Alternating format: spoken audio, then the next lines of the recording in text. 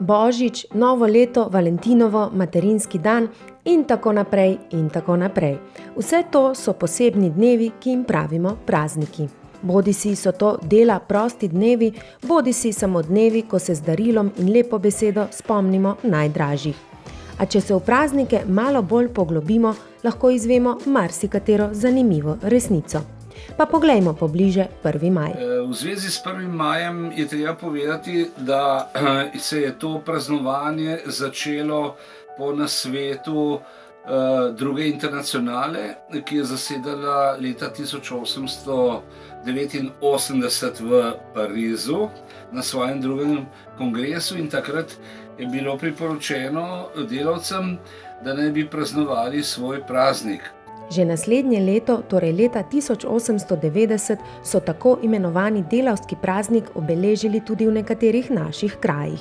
V Ljubljani, Mariboru, Celju, pa tudi v Celovcu, Beljaku in v Trstu. Na javni ravni je bilo takrat sicer praznovanje tega dne prepovedano. In šele po drugi svetovni vojni je bil razglašen za državni praznik, se pravi 22. aprila leta 1945, uzakonjen pa je bil šele leta 1948. Leta 1949 je ta praznik postal dvodnevni, leta 1973 pa so ga preimenovali v praznik dela in se imenuje tako še danes. Vsebina praznika je bila pred drugo svetovno vojno povezana z delavskimi shodi, kulturnimi programi in govori, pa tudi z druženjem.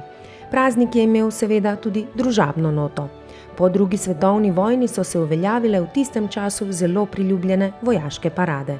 Tudi v Ljubljani, kot glavnem mestu Republike Slovenije, sam se spominjam teh parad zelo dobro, ki pa so potem postopoma prenehale, predvsem zaradi visokih stroškov, in se je ohranila parada samo še v Beogradu do 80. let 20. stoletja, kjer so jo potem tudi opustili.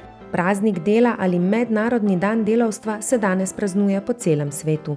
Sprva so ga zaznamovali številni politični vzgibi, demonstracije in trde zahteve delavcev, danes je vse skupaj preraslo v slavje.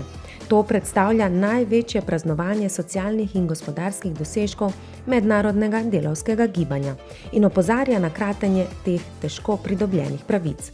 Mnogo večjo težo kot danes pa je v Sloveniji imel v socialističnih časih. Neko zunanje znamenje tega praznika je bilo kurjenje kresov, postavljanje mlajev, moški in ženske pa so v znak delavske solidarnosti, zlasti po drugi svetovni vojni, v gumnicah nosili rdeče nageljne, pred drugo svetovno vojno pa tudi šmarnice, ki so v tem času bile v razcvetju. Kurjenje kresov in postavljanje mlajev se je ohranilo vse do danes. Prav tako družabna nota tega praznika. 1. in 2. maj sta državna praznika in dela prosta dneva.